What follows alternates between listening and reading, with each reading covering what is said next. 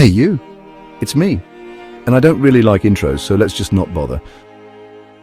In the early 17th century, the world was changing. The age of exploration was in full swing, with European powers vying for dominance in the New World. Among these adventurers were a group of English settlers who would lay the foundation for what would become the United States of America. Today we embark on a journey back in time to one of the most pivotal events in American history. This is the story of Jamestown, the first permanent English colony in North America. Shit, wait, was that an intro?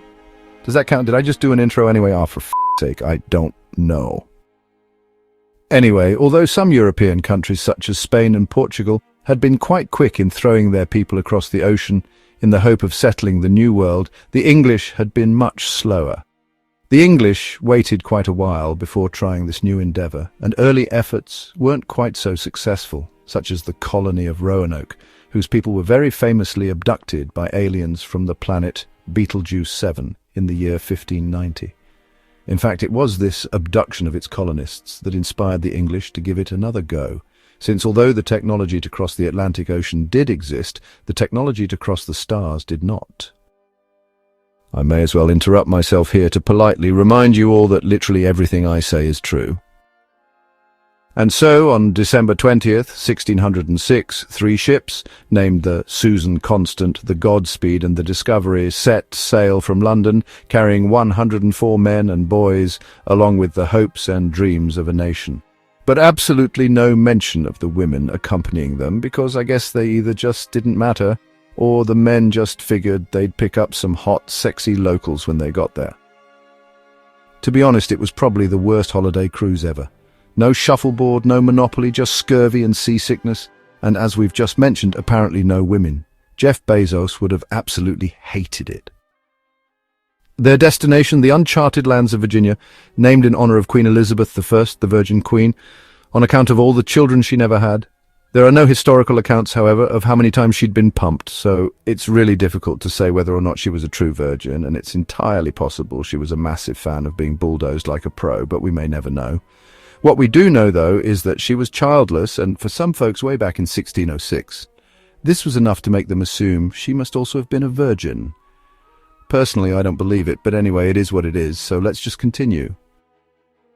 The voyage to the New World was long and treacherous, lasting 4 months and testing the resolve of the settlers, but finally, on April 26, 1607, they sighted land, a moment that would forever change the course of history. The settlers landed at what they would later name Cape Henry before moving further up the James River. On May 14, 1607, they chose a site for their new settlement, which they named Jamestown, in honor of King James I. The site, chosen for its defensible position, was marshy, lacked fresh water, and was infested with mosquitoes because, hey, what's the worst that could happen? This would be the first permanent English settlement in the New World, and continued the tradition of naming places after royalty who may or may not have enjoyed a good ploughing. Life in Jamestown was harsh. The settlers faced numerous challenges, including disease, hunger, and conflicts with the indigenous Powhatan Confederacy. Yet, despite these hardships, they persevered, driven by the promise of a new life and the pursuit of wealth and glory. One of the key figures in the early days of Jamestown was Captain John Smith, a charismatic and resourceful leader. Smith's leadership and determination were instrumental in the survival of the colony. He established trade relations with the Powhatan, securing much-needed food supplies, and enforced a strict work regime, famously declaring, "He who does not work shall not eat." So he was shit at giving TED Talks, but he got the job done, and that's all that mattered. Work or starve, the ultimate productivity hack. After a wee while, the year number changed, and before too long they had started calling it 1609. Roll in the winter of 1609 to 1610, known as the Starving Time. This was a period of immense suffering for the settlers. With their food supplies dwindling and relations with the Powhatan deteriorating, they faced near total annihilation. Of the original 500 settlers, only 60 survived the brutal winter. It was probably due to the lack of nutrients that their brains were unable to think up a decent name for this period, and so the starving time is what it was called. Had their brains been better fed, they may have thought up something more fancy and less bland, like Snackpocalypse or the Munchy Meltdown. However, such is life, and not everyone can think up stuff after 2 bagels and coffee like I just did. These were tough days, though, so I should probably mind my manners. The colony suffered from fractured leadership, a siege by Powhatan warriors, and a severe drought. The settlers resorted to desperate measures, including eating shoe leather and even cannibalism, which helps put it in a little bit of perspective. The survivors were on the brink of abandoning the colony when relief arrived in the form of new supplies and settlers. In fact, they were so close to leaving, they had already printed their I Survived Jamestown t-shirts. Under the leadership of Captain John Smith and other key figures, however, the survivors continued to build and expand their colony. Now, let me take just 20 seconds out from this mastery of history lessons to very briefly introduce you to today's sponsor, which is the world's greatest company, and they are named Hire. I assume they named themselves this because of how great they are. Hire are a wholesale customization company who deal in literally everything and anything you could want to personalize, and they make them en masse, like in massive quantities, no problem. Think t-shirts, hats, scarves, cups, plates, any packaging you can think of. Anything, notebooks, furniture, yes, even furniture.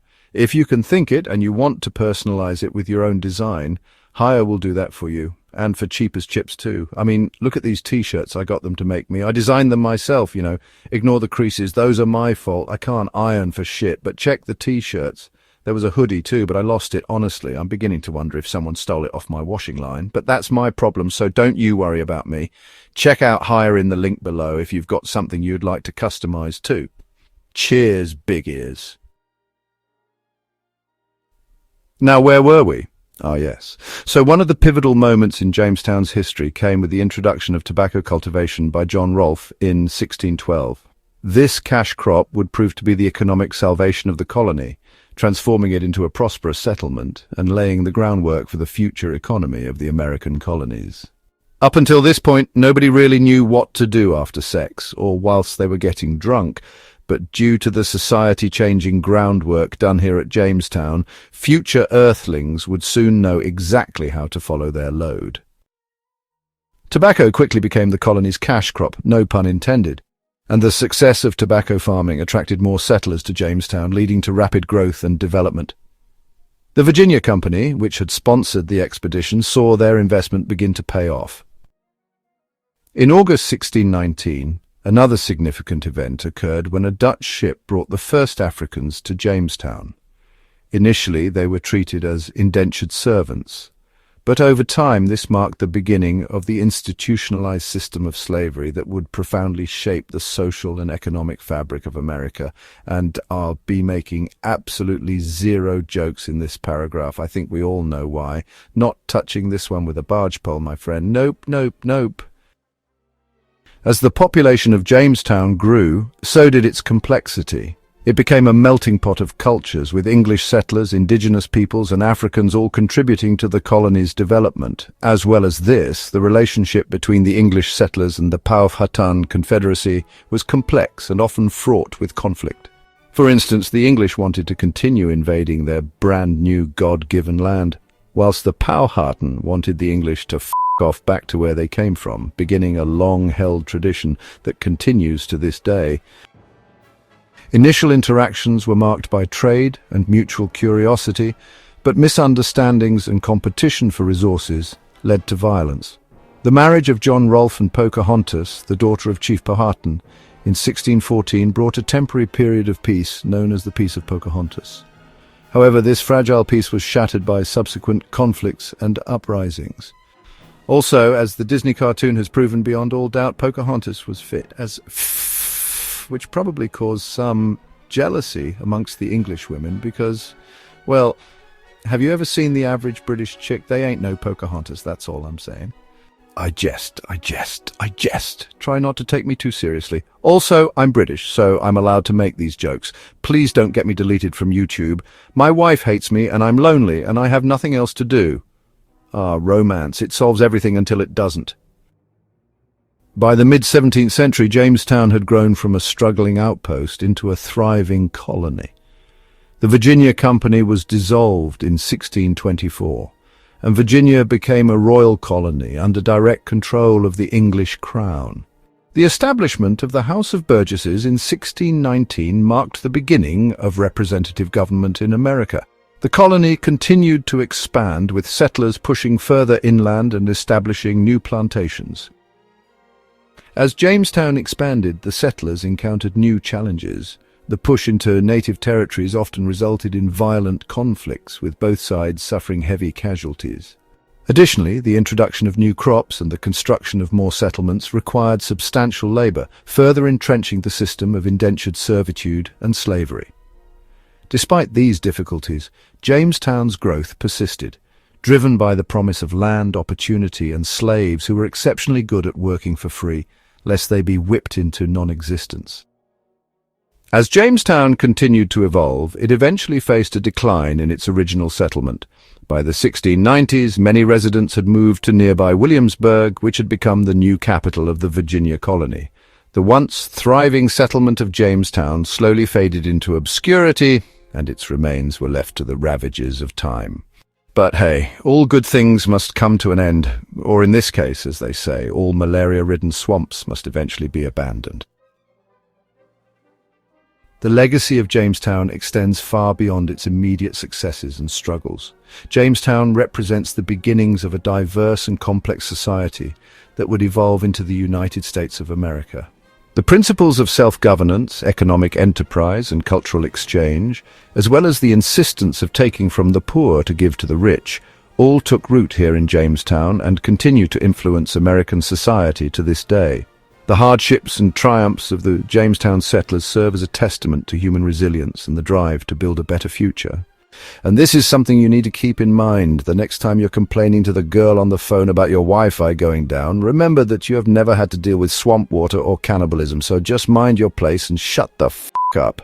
The Wi-Fi will be back soon, bro, so calm down. The story of Jamestown is one of perseverance, adaptation, and transformation. Jamestown's early years were a wild ride, featuring desperate survival tactics that could rival any reality show. With misadventures like, thank God I'm gay because there is absolutely zero titty on this boat, who forgot to pack enough food, and oops, we ate Bob. However, despite facing insurmountable odds, the settlers of Jamestown laid the foundations for the development of not only a new society, but also the foundations for something that would grow to become one of history's greatest nations. And then one day, a few hundred years or something later, I came along and I made this map, as I continue to keep doing in the name of my love for history, typing funny stuff and making maps, all combined into one. Much of the footage you've seen in this video is from that map I made, this one for the game Cities Skylines 2, which you are free to download by following the links below. Build your city here and reimagine if Jamestown had never been abandoned, how might it look today?